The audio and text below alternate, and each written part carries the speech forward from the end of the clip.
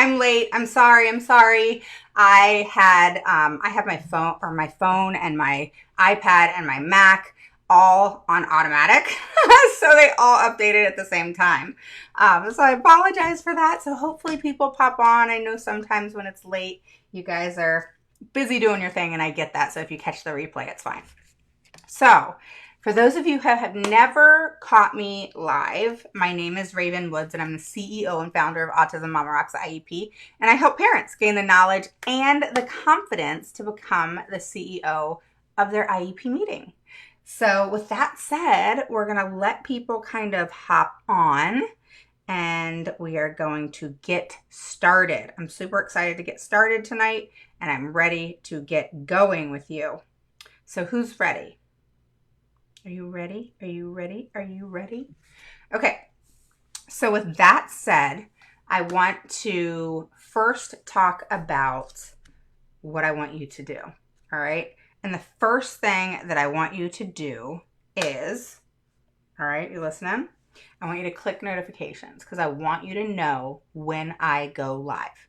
All right. Because it's important, because I have a lot to talk about coming up really soon. All right. Really excited about it. The next thing I want you to do is I want you to join the group, because I go live over there and I do live Q&As, which I don't do much here over on the page. All right. So those are the two things I want you to do. The next thing I want you to do is post a 1 below if you are new watching me live, and post a 2 below if you're an oldie but goodie. So 1 below if you're new, 2 below if you're an oldie but goodie. And today we are going to talk about, is your child's IEP, present levels of academic achievement and functional performance, accurate? I cannot tell you how accurate it needs to be, okay? So if you're watching the replay, stick around, because this is important. The next thing is my child making progress? How do you know that your child's making progress? All right. And then the next thing we're going to talk about is, what does your child's last progress report say? And then the fourth thing we're going to talk about is there data that accompanied that progress report? Okay. So with a lot of you that I have been working with lately, a lot of these things are that big question mark, or are non-existent. And, you know, I had a mom message me today, and she's like, I'm so sorry. I feel so stupid. You know, I can't believe I saw all your comments on my IEP, and I did a IEP makeover for her. And, you know, she was like, I just feel like I've missed everything. And here's the thing, guys. Before I get started, I want to first say, you didn't miss anything, all right? You can't miss anything that you don't know. And guess what? It's okay to not know. So give yourself a break, pat yourself on the shoulder, give yourself a hug, and know, hi, how are you? And know that you are doing the best you can. And guess what? You're here and you're learning. All right? So quit being hard on yourselves. Stop. All right? So post a 1 below if you're new, a 2 below if you're oldie but goodie. I'm glad people are starting to hop on now. I was thinking I was going to be by myself, but that's okay. I know I'm late. All right. How are you, Jessie? All right. Hi, Roxy. How are you? Okay, so here's what we are going to do. We're going to talk about your child's IEP, present levels of academic achievement and functional performance. All right. So this is after that first part on every IEP. I don't care what state you're in. After the first part in your IEP, where it says your name and your child's name, their date of birth, blah, blah, blah, right? So usually starting on the second or third page, your present levels start.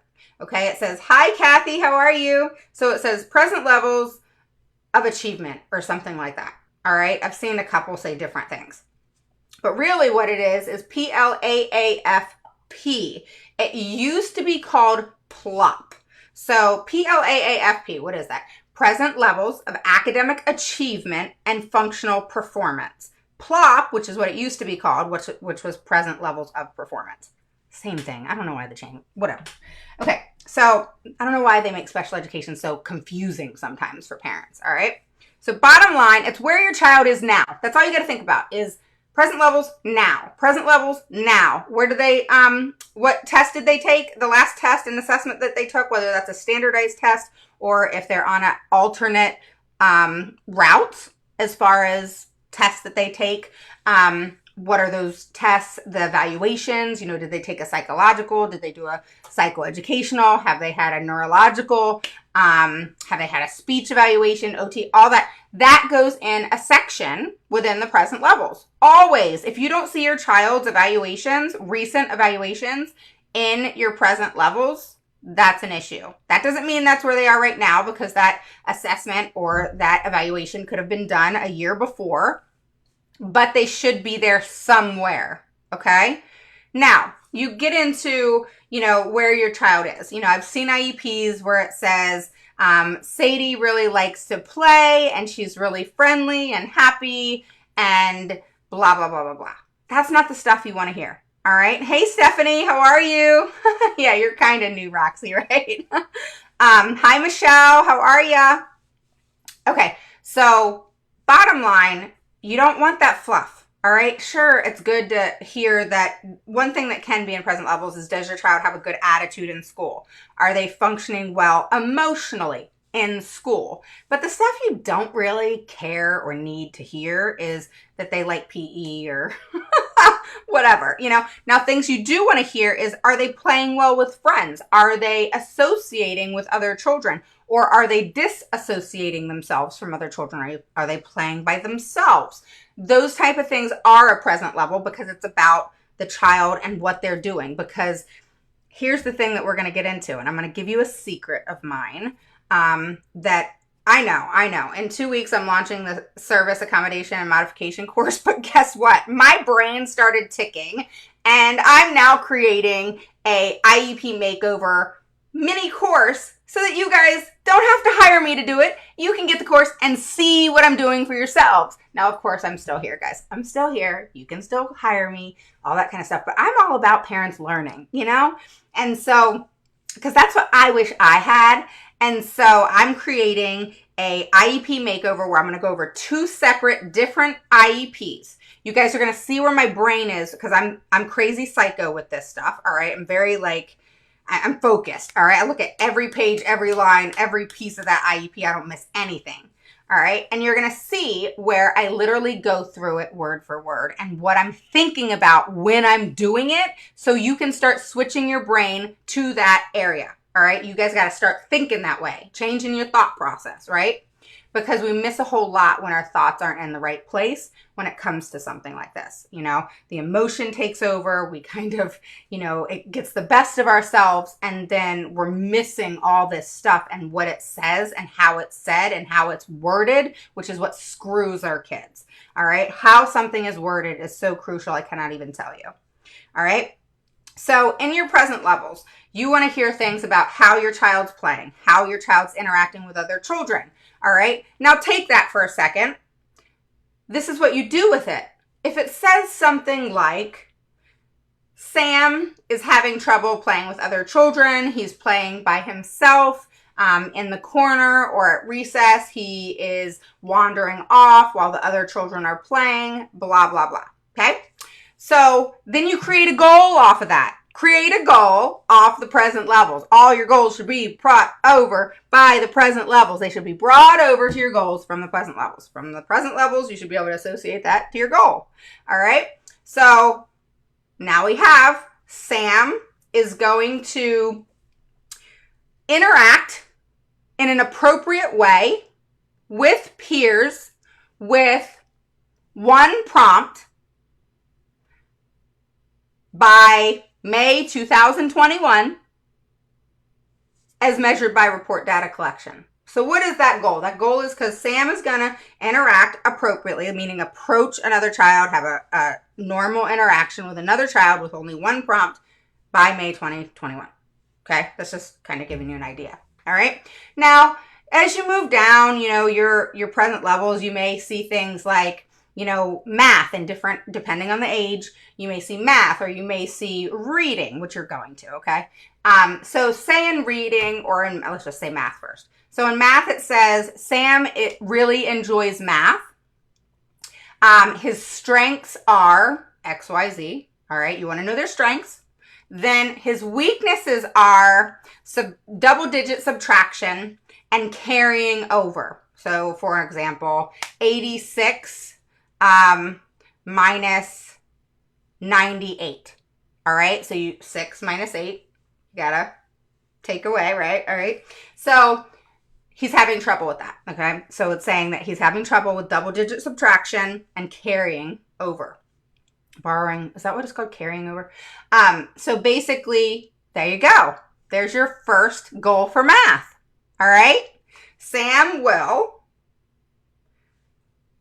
be able to, don't say improve, okay? Get improve out of your IEP. What does improve mean? I mean, that's a matter of opinion. Now, you can have a baseline for improvement, but improvement can lead to a very minimalistic progress. Okay? You want real progress. So Sam will learn to borrow from double, or use, however you say that, double-digit subtraction. Come on, guys, help me. What is it called? Borrowing, carrying with subtraction? God, I haven't done that crap in forever. So let's just say carrying over, all right, for just to save my life here. All right, so Sam will learn to do double-digit subtraction with carrying by May 2021 with 90%, and that's what I didn't say with the recess thing, with 90% accuracy. Oh, here's another thing. You either have 90% accuracy, always 90% accuracy, if it's really difficult, 80, 90% accuracy, or 9 out of 10 times. You can't do 90% accuracy 9 out of 10 times. I mean, just, you don't need both, okay?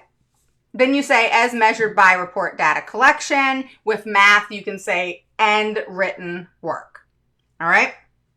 Let's keep going. Let's do a reading one, okay? So again, you're reading through your present levels, which is usually page 2 through 4, and you're continuing with, all right? Again, I see people hopping on. Post a 1 below if you're new. I want to say hi to you. Post a 2 below if you're an oldie but goodie, okay? If you're catching the replay, this is really cool. It's important that you can actually take your present levels and you create goals. That's actually what your goals should be created from, okay? And then you can add more. So, and that's another thing, is I've noticed in so many people's IEPs that the team doesn't even know how to create goals off of the present levels at all. So, all right, so we're moving on to reading, right? So reading, all right. So you're reading in the present levels, and it says, Sam enjoys listening to books. All right, let's just say we're talking about a first grader. Sam enjoys listening to books. He enjoys book time or quiet time where they can pull out a book and read for 20 minutes. Sam is having a lot of difficulty reading out loud when, just say the teacher calls on students and he's having trouble reading out loud. And we are having, or a peer is having, to help him read. All right. So then you kind of need to, that's an iffy one. Is it he doesn't know how to read? Is it that he's nervous? Is it that he is not processing what is being asked of him? Is that part of his impact of disability? There's so much that can go into what I just said. All right. So you kind of have to become the navigator and figure out what the problem is to be able to solve it. Okay. And so let's just say after you did your homework, you figured out that Sam does not know how to read at all. He enjoys being read to because he doesn't know how to read. But let me tell you something. Reading starts with moms and dads and caregivers reading to their children, because hearing the auditory teaches them what words sound like. Okay? Even if they can't read it, it teaches them how it sounds. So when they hear it again, it's something that's familiar. All right?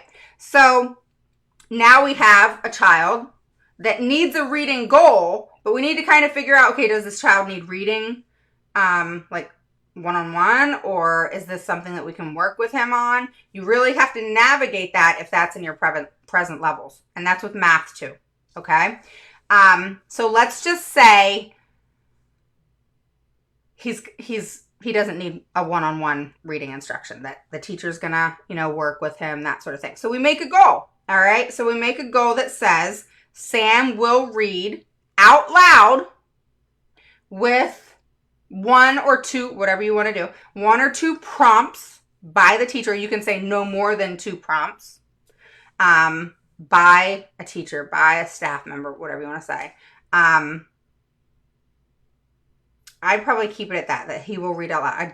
I like to keep goals simple because we can build off goals. So let's just say Sam will read out loud with no more than two prompts with 90% accuracy as measured by report data collection. Okay, because you can't do like math, written work, because you're reading. There's no written work. Okay. And report data collection is that teacher has to actually write it down, create a pattern of how it looks. How did he do this day compared to this day? What was the baseline compared to how he is a month later? Was there improvement? Was there not improvement? If there's not improvement within 4 weeks, even a little bit, something's not working. And that's why I like to have parents hold IEPs every quarter, because that's when progress reports typically are coming out, or you've gotten one. Usually at least here in Northern Virginia, it's every 9 weeks. Different places have, whenever they give out the report cards, is when a progress report is given out. I say have an IEP right around that time. You're able to discuss the progress report. So now we're moving on. Is my child making progress? Okay, that's our next topic. All right, so is my child making progress? Well, you get the progress report, and what does the progress report say? All right, so a lot of these progress reports that I'm seeing, even the ones that I used to get, are on one side, it has the goal, and then on the other side, it has how the child did, like the commenting of whoever did it. And always on a progress report, it's supposed to say at the top, a progress report, it's supposed to say the date of when the progress report came out. And you need to make sure you literally, when you look at the progress report, don't just look at it. Get your IEP out. Compare those goals to your IEP. Confirm that they're the same. Okay? And then look at the comments. Do they sound accurate to you? Us parents know, all right? If you really read it, you're going to know if it's somewhat accurate. You know your kiddos. All right. So you know if Sam is reading at a 6th grade level when he's in 7th grade. All right. Or Sam is reading at a 7th grade level if he's 7th grade. You guys just know. All right. You just kind of have that gut instinct. If you don't know, then try to learn what that would look like. Okay. What does it look like for a 7th grader to be reading at, say, 5th grade level? Okay. There's different videos and stuff out there that you can look at that will show you the fluency and how the comprehension should look for that grade. All right. I'll tell you one thing is, if you look online, it's just a challenge here. If you look online, half the things that I've looked at for goals, they're horrible. And it kind of made me think, wow, this is why so many people are writing horrible goals. Because online, if you just Google like reading goals or something like that, okay? I've looked at them. A lot of these people that are putting this stuff out there don't even know how to write goals. And it's interesting because these are the goals that I'm going and fixing, and then their children are making progress, all right? I don't know if you saw the wonderful lady that put, I won't say her name. She put on the group that I helped her child get honor roll, and I put it back on her. No, that was her. Okay. I just helped her out. That was her. She's the mom. She takes responsibility for that. I was just teaching how things need to be so that she can then totally implement that. I didn't implement it. She did. So what I think's awesome about that, why I'm telling you about that, is because I do what I do so that you can do what you do and that child has success. Okay? I teach you, you teach them, they win. Period. That's how it works. Okay? And, I have fun with teaching about goals and teaching about present levels and teaching about, how it should be done. People asked about my IEP yesterday. It had to be tabled because I cussed everybody out. It was bad. You don't even want to get me started. But it's going to work out. It's going to be fine. It wasn't bad. It was just, I flipped out. But bottom line, you want to make sure that your child's goals are on target to what is necessary for them to move forward, but not so difficult to where there's not going to be progress. All right. But you don't want low expectations. You want high expectations. All right. So going back to, is my child making progress? You look at the progress report and make sure and compare that the goals are in sync with the IEP. Then you want to make sure that the comments sound truthful. All right. Don't forget, get your butts into the school once it opens. Get your butts into the school. Make sure you always observe your child at least twice a month. All right. And then your progress reports should always, and very rarely do, have data. Data, data, data, data. So put in your IEP. When you get a progress report, it will be followed up and kissed and touched and stapled to data. Data. I don't give a rat's you know what about that progress report if it doesn't have supportive evidence. I want the evidence. Okay? Because I can hand you anything handwritten and typed up. Anything. Here's the goals. Let me copy and paste the goals. Okay, what do I need to say? Da, da, da, da, da. Okay, here you go, parent.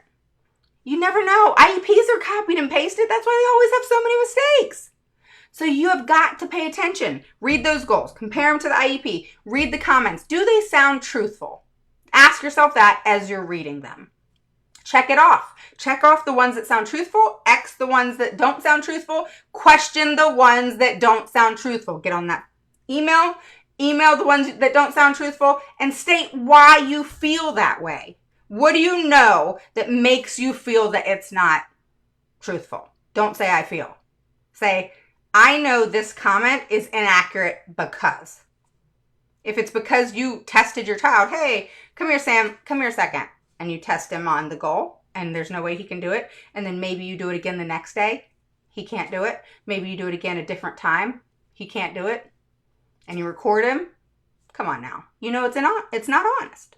So, and you can even have other people, your neighbor, whoever, just kind of get a variety. Because if that child mastered that goal, they should be able to do it in a variety of settings, which is a key phrase I say in a lot of IEPs. The child will be able to do this in a variety of settings because if they can just do it with you, that is not mastery. Okay? All right, so moving on. What does your child's last progress report say? So we're not talking about the current one. We're talking about the last one.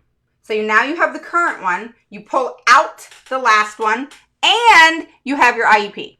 Got all three in front of you now. Okay? Now compare, because the last one is still on those same goals, those same yearly goals. Compare the two progress reports first. Make sure the goals are in sync with each other. Look at the comments. How different are they? Do they look copied and pasted and changed one or two words? These are the things you gotta look for. This is the crap that's happening today. So look at the comments. What do they say? Is it somewhat similar to where it just was tweaked a little bit that you're just like, that's weird, you know? You'll get those feelings as you really read it like that, okay? So after you compare the goals, okay, there's the same. The comments, okay, say you're fine with that. Now move on and look at the two goals of the two progress reports and compare it to the IEP. Make sure it's straight, all right? You're doing it again. And then you're happy. Now, did both of them come with data? Data, data, data. So if it says, let's go back to the math, that Sam can do double-digit subtraction with carrying over. Well, what did we say? We said as measured by report data collection. We said that. And we said as measured by written work, or you can say written assignments. All right. Well, what does that mean? Where's the data going to come from? Well, you need to have the documentation of the report data collection, and you also need to have several work assignments. In that 9-week period, whatever it is in your state, what was attached. So you see the work he's done. Okay? So you can be validated as to, okay, Now I believe you. Don't take someone's word for it. This is your child's education. Make sure that they have backup to what they say. Okay? Now, we covered all 4 things. I'm going to go over it one more time because I know it's kind of confusing. And if you guys have questions, go ahead and start shooting. If you're just joining now, post a 1 below. If you're new, post a 2 below if you're an oldie but goodie. Click notifications so you know when I go live if you want to. No, go click it, guys. And then head over to the group if you want to join the group. I do a lot of Q&As over there. It's Autism Mama Rocks IEP group in the settings or search area, and you can go join over there. All right. So moving on to just kind of wrapping this up. We talked about, is your child's IEP PLAAFP accurate? That's present levels, academic achievement, and functional performance. All right. Is it accurate? Read it through, then read it again, then read it again. All right. One of the things that I like to do, hi Jan, hi Stacy. So one of the things that I like to do is I put it in Adobe, what is it called? Adobe Acrobat DC. Yeah, that's how I edit my IEPs. And you just click comments, or I like the highlighter, and I highlight the area and then I put a comment. I highlight the area and I put a comment. So by the time I'm done with my IEP makeovers, the parents like, holy hell, where do I start? You know, so then we go over it and that sort of thing because it's all highlighted and jacked the heck up, right? So look, my chair's like squeaking today. All right, so basically you want to make sure that what you're reading in the present levels, that means where your child is right now, not 5 months before, not 5 months after, like right now when that IEP is signed, okay? And you can change present levels anytime you want and make sure they do change. Okay, so when I say have a quarterly IEP, I mean have a quarterly IEP because 1, you get your progress reports around that time. Guess what? You get to talk about them. You get to have a conversation about them. You get to ask questions, all that fun stuff versus kind of get your, progress reports. You have questions. You maybe send an email. It takes forever to get back to you. All these different things. You're able to hone in on it right then, right there, address it, be done, change things, and move forward. And the main thing about that is that you are able to tweak goals, say they were mastered before they thought they would be mastered, or, say present levels changed a little bit. So that's when you can change things up. Then the next thing is you want to make sure your child's making progress. How you make sure your child's making progress is you get those progress reports. The progress reports need to be followed up by data. All right. And then what does your child's last progress report say? Look at that comment section, all right? Compare that to the data.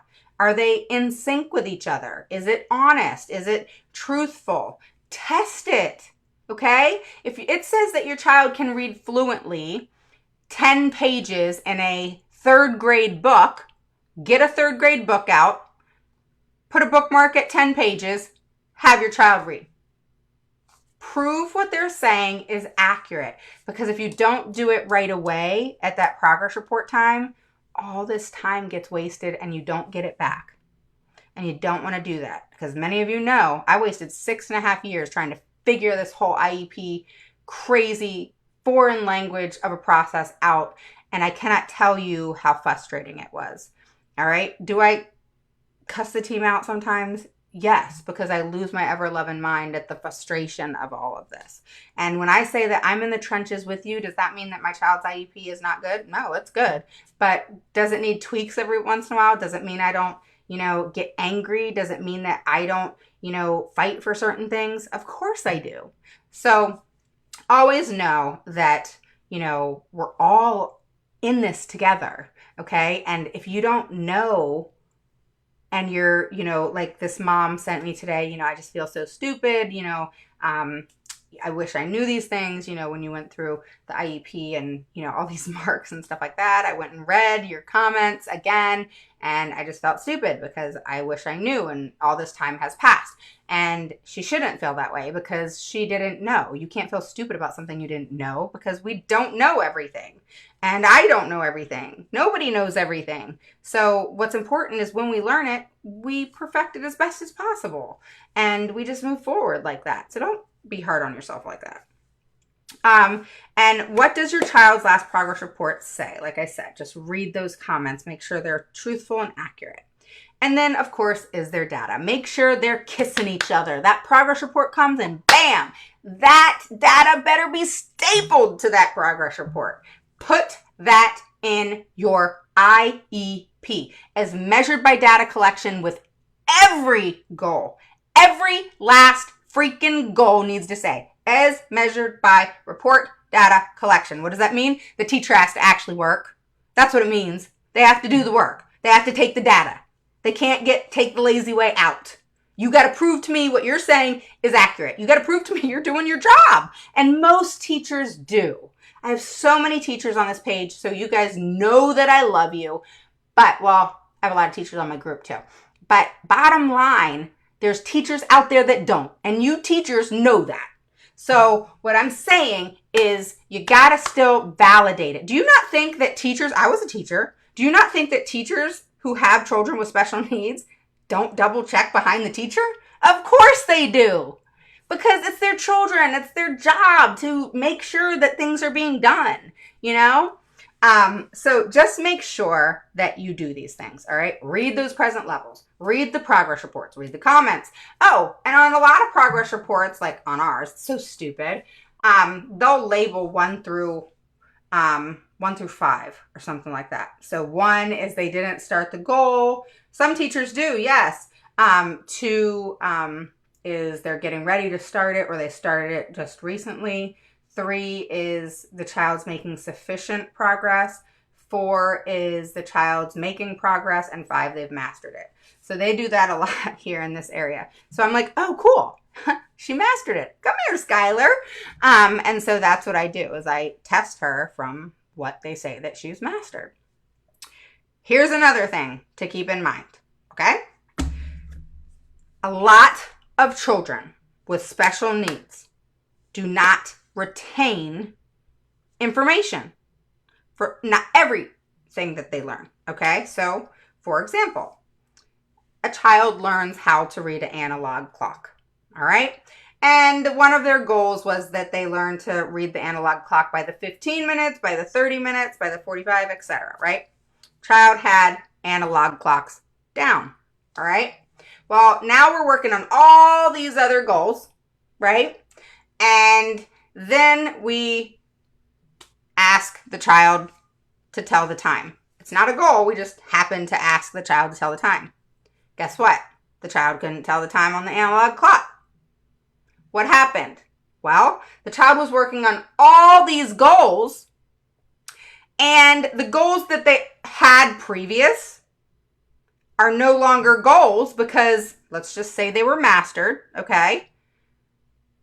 But there was no retention goals in the IEP.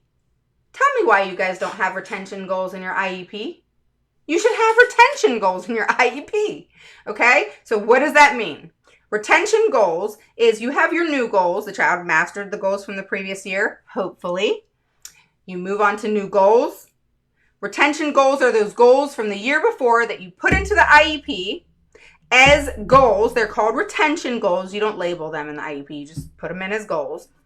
But they have different sayings, okay? So say the child lost the mastery of the clock that was on the year before. So then it would say, said child will remaster telling time with an analog clock by the 15 minutes, by the 30 minutes, whatever the goal was before. It's really just repeating the goal, all right?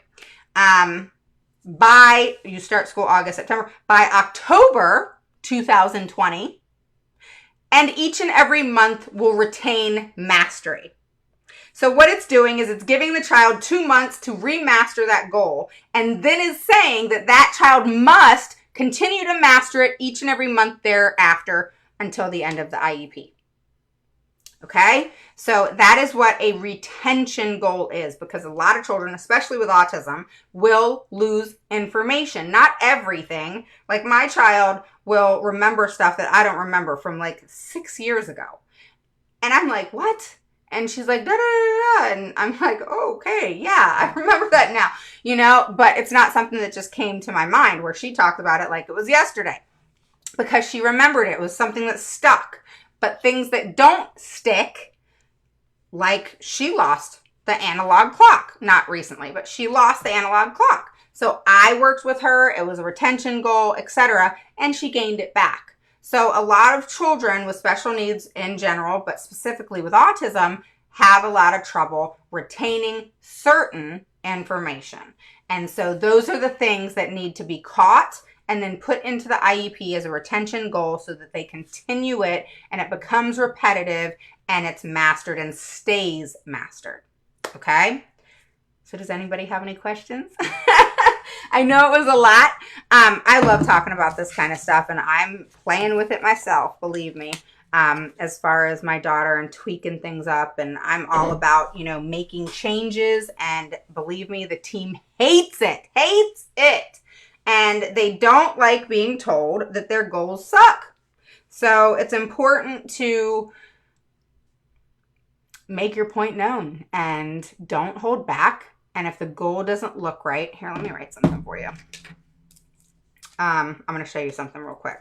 So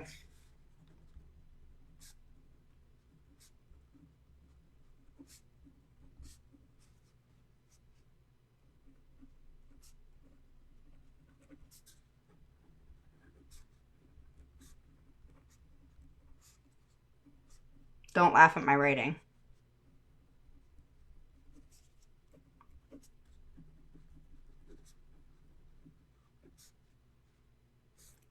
All right, hold on. I'm going to redo that again. I'm writing a goal for you guys so you can just see something.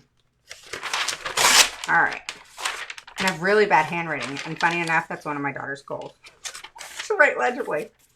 But I've had to learn to change that goal up a little, because in daily life, functionally, do I really care that she writes perfect because I suck at writing? No. Does she have to be able to write a check and it be legible? Yes. Does she have to be able to sign her name and it be somewhat legible? My signature's not legible, but you know what I mean. Or write her name and it be legible? Yes. But more than likely, isn't she going to be typing? Yep, she is. So what does she need to work on? She needs to learn how to write legibly, all right? But it doesn't have to be perfection. And she needs to learn to type. So which one's more important? Both. Typing's more important. Because most people, what do? Get on their phone, they're typing out a text. She's great at typing text. She needs to get faster at the computer and her words per minute, but she types. And then she's improving her handwriting. But that's not what it is. It doesn't say improve. But she's improving her handwriting. So you want to just look at that. But okay, so I'm making something for you. Hang on. All right, so Sam, if I may.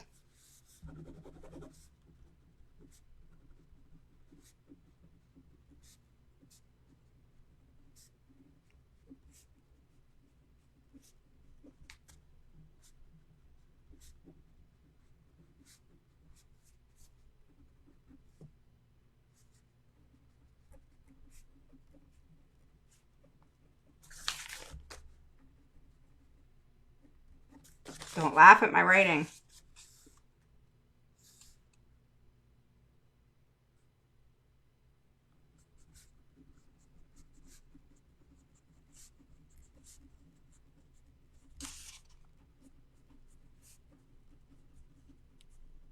All right. All right, so here what it said. By May 2021, Sam will read at a 3rd grade level with 90% accuracy as measured by report data collection. That is a simple goal for reading. Now you build off of it, okay? You can then say by May 2021, Sam will decode at a 3rd grade level with 90% accuracy as measured by report data collection. Okay. By May 2021, Sam will recognize familiar sight words at 90% accuracy as measured by report data collection. I like to keep goals simple.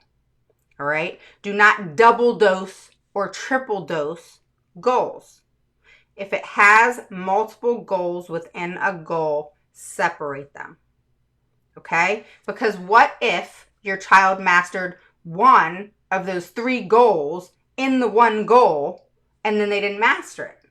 Wouldn't you rather know that they mastered one of the 3 things than it be said that he didn't master it at all? Because that's still a little bit of progress. And then you can recognize, okay, if he got, for example, when kids learn to read, more than likely they're going to be fluent first because they're not learning to read.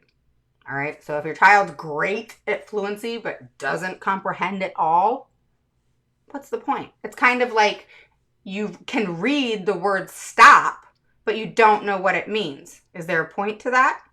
No. You have to be able to understand what you're reading. All right.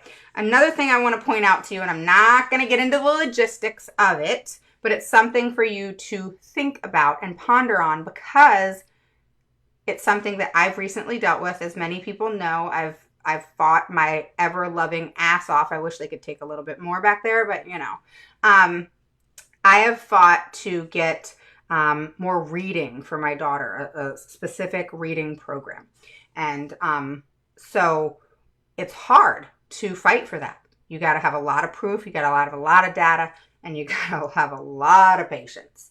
And but it was worth it for me. And so you want to make sure that your child gets what's needed and appropriate, and you don't give up. And I have the attitude of, I don't care what I have to do. My daughter's needs are going to be met. I don't care what gets in my way. Now, that doesn't mean illegal and I'm not going that route. What I'm saying is I don't care what gets in my way. I don't care if it's stressful. I don't care if I cry every other day. I don't care if I feel like I just can't deal with it anymore. I just keep pushing because at the end of the day, can I live with myself if I don't fight? And the answer is no. So I will do whatever I have to do for my daughter to continue to progress and not regress, which is what happened with her in the reading arena. And so those are the things you want to make sure are things that you keep in the forefront. And I don't want you to make mistakes with not getting that data. I have written, I'll have to go back and look, so don't quote me on this, but I want to say about 43 emails in the past 2 weeks requesting data that parents have been asking for months. Months. One of them asked for the data back in October. And these are FERPA requests. Some of them are FERPA requests in regards to they stopped asking for, hey, can I have data for the progress report? And they started asking for the records. And they just ignored them. So then I take over and we got responses. And it's a fight. And it shouldn't be like that. So don't give up. You have to keep pushing through. And if you think you're the only one that's frustrated, I was talking to a mom the other day and she was like, I don't know what to do. Because so many moms want to judge other moms when they say, I just can't deal with it anymore. I can't handle it. I don't know what to do. And this was a behavior issue that her child was dealing with. And I just let her know that, I was an IEP advocate and that, I work with children and I work with parents and that how she's feeling is completely valid, that her child was doing a lot of behavior issues that would drive anybody crazy, Does that mean that she doesn't love her child? Of course not. It just means that a lot of what's going on in these behavior issues are a lot for any person to handle. And she was venting and she got a lot of backlash from it. And I hate saying that because I feel like none of us should judge one another because we're all going through something different. And until you've lived a day in somebody else's shoes, we need to respect how other people do things, and the decisions that they make. And if they're wrong decisions, let them learn that. It's not our job to teach them, how to raise their children or how they deal with behavior issues. And I'm just talking about this because, I thank goodness, thank God that, I've never had to deal with that on my page, because this was on a different page. But just be kind to one another, It's difficult enough being a parent, I have two children that are typical, and, kids are kids, and, they're going to make mistakes just like us. So, and we're going to get livid and angry and frustrated and feel like we just want to pull our hair out and can't do it. And then we wake up the next day refreshed and it's a new day. So just be nice to each other. All right. So what kind of testing do you recommend for fluency and comprehension? Well, it really depends on if you're focused on, does your child have like dyslexia, or is it just reading issues? You want to focus, I think, Tony, didn't you just get the course? You want to focus on the 6 elements of reading. And I think you did, Tony. So it's in your course. You'll hear about the 6 elements of reading and what that entails and how it's important. And one of the things that's important in comprehension, a child can't comprehend until they know how to visualize and verbalize. And that's important. It's part of, if you've heard of Orton Gillingham, structured reading is important. The type of reading that schools are teaching today is not very effective for children with special needs. I'm not saying nobody's learning to read, because they are, but the percentage of children that are not learning to read is high. So it's important to pay attention to that. Math and reading are really the most important. And if you can't learn to read, you're going to really struggle in math. Did you know that? When you can't visualize and verbalize, which you learn in structured reading, then you're not going to learn how to comprehend in the right way. Okay? I have like circles that I can show you of how things work. I don't know if you guys have ever heard of Linda Mood Bell, but they have an amazing way in educating children on reading. So I love talking about that, but that's for another day, guys. Yeah, so autism. Yeah, my daughter has autism too, and he needs structured reading. It's look up Reading Rockets, or look up Orton Gillingham and that way of teaching. Okay? And you will learn a lot. When you hear of programs like Fontes and Pinnell, Lexia is like an assessment type thing. The STAR test, those are not so good. You want to focus more on that structured reading where they teach a child to visualize and verbalize. Think about it. If you can picture what you're reading, the comprehension is going to come. And fluency comes from that. And decoding and all of that stuff. And if a child is struggling with all these different elements of reading, like phonemic awareness and phonics and not knowing words and sight words and sounds and all that kind of stuff, it all kind of goes together. But the first thing they've got to learn is that visualizing, verbalizing, and schools aren't teaching it. That's the problem. All right. But look it up. It's called Reading Rockets, or you can look up Orton Gillingham. Reading Rockets kind of support, same thing, type of reading. Linda Mood Bell. But those are the things, like I can post, if you want to message me, I can give you some links to kind of focus on.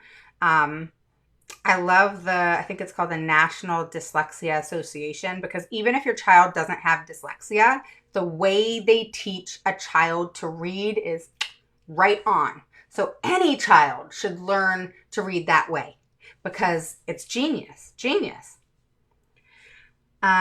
Knowing where is weakness are easy. It's the district providing the right service. That's right. Which I'm learning comes from the parent. They won't suggest. No, they won't. And that's frustrating. It really is. And it's not, it goes into a lot of things. It really does. It really does. So, all right. So you guys now know to check out your present levels. You know that you can create goals off your present levels. You know that you need to check your progress reports and what to look at. You know to look at your last progress report compared to the one you just got, more than likely before COVID. And then you know that your data report needs to be kissing that data that should accompany the progress report. Are you familiar with American Reading Curriculum? I am not, Jan. What is that? Tell me about it. Are you a teacher?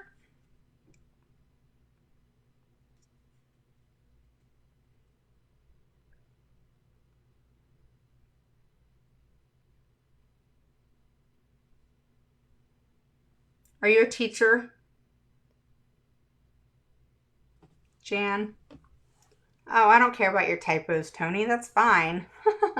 So, hi, Kathy and Jacqueline and Stacy and Jan and Roxy and Jessie and Michelle and Stephanie. Oh my gosh, I love you guys. All right. Awesome. So, have you heard of Reading Rockets and those others?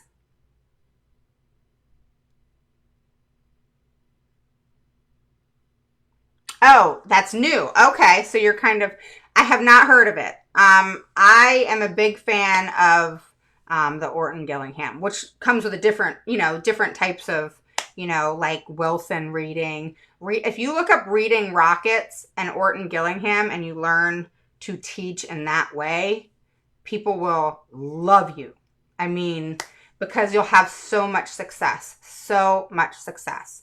And what's crazy is school systems, Jan. I don't know where you live, but I didn't realize till some time ago that school systems websites, their DOE websites, actually say because most schools have a booklet that's like for children with learning disabilities, right? So in those books, it references children who struggle with reading and the Orton Gillingham structured reading approach. And it's frustrating because it's not just dyslexia. It's children who struggle with reading. Rhode Island, I used to live there. My husband was stationed in Newport. So yeah, like if you could get, like there's even certifications on the Orton Gillingham, like, so you can choose, you can do the certification for a group or you can do the certification for individual. And then there's a certification for both.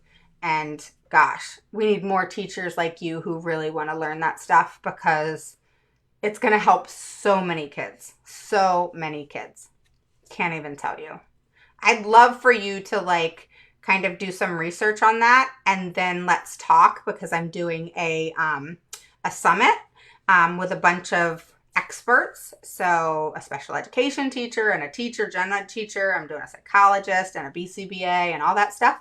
So I'd love for you to come talk about like what you learned from the reading and your thought process and kind of the behind the scenes of what's up. You don't have to say, oh, I've done this, but I want to hear like, what your thought process is because a lot of schools aren't teaching the appropriate way. And if you look up, Jan, visualizing and verbalizing, and even look up Linda Mood Bell, you'll learn so much, because that visualizing and verbalizing is key to anything. Think about like when you and I read a book, right? Or if we listen to Audible, some of the first things we do that makes us enjoy the book is we picture what's happening in our brains.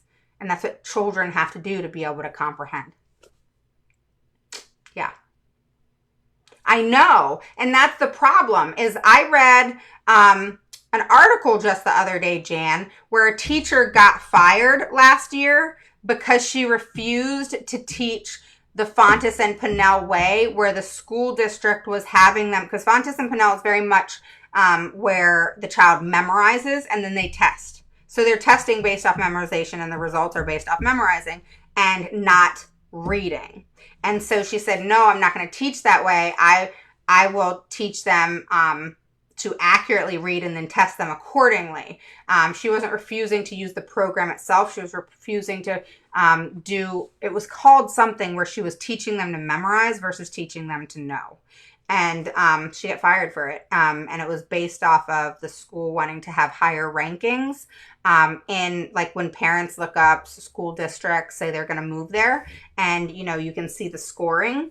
Well, schools are tweaking that scoring by having teachers do certain things, just like you were saying. They tell you what you're going to use, by having teachers do certain things to tweak that level of scoring so that it looks like all their kids are affluent and amazing readers when they're actually not.